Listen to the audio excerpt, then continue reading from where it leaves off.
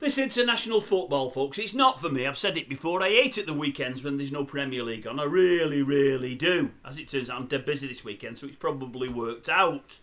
But no, this international stuff's not for me. And this competition they're in now, England, it's a load of cack, whatever it is. It means nothing. It just means absolutely nothing. I tend to watch no England games, really. I have an interest. I'll see what the score is. But I tend not to follow them at all unless they get into the late stages of the Euros or the World Cup. Even qualifying doesn't really interest me. I want them to qualify, but I don't watch the qualifying games. It just bores me, it really does. I see Lee Carsley, the new interim manager, that as every day goes by is looking more like a favourite for the job, if you ask me.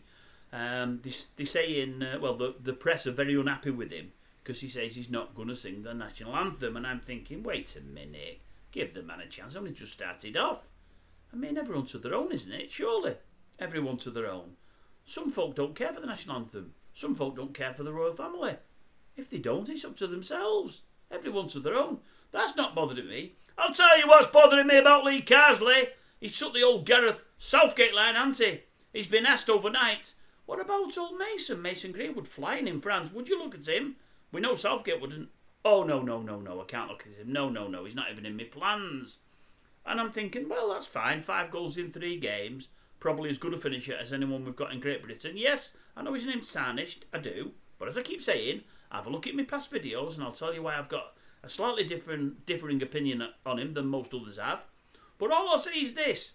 You've got your man trying to get him to go and play for Jamaica. Is that Steve McLaren, ex of Manchester United, who went back there and just had a couple of years with old Eric Ten Hag. And I'm thinking to myself, well, United didn't want him. They binned him off. England say they don't want him. They've binned him off. McLaren was at United when they binned him off. Yeah, he's trying to get him to play for Jamaica. And I'm thinking, what's all that about? I'm unhappy with Carsley with his... I'm even more unhappy with McLaren.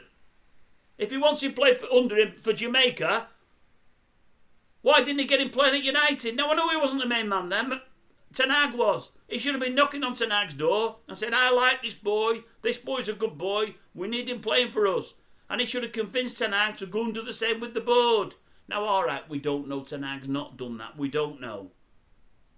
But can you really afford, when you're supposedly one of the top teams in Great Britain, in England, in the Premier League, can you really afford to let someone who finds it as easy to stick the ball in the back of the net as I do to pick me note,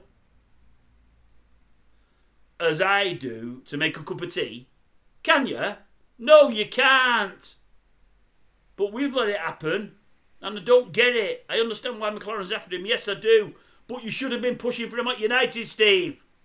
Do I want to see him playing for Jamaica? Do I? Bugger it. I'll be gutted. I was hoping I'd be watching him playing for England for many, many years to come. I might have even watched more friendlies and more games like this one today had old Mason been starting, because I think he's just absolutely electric. Do I think he's that clever? No, there's something missing here.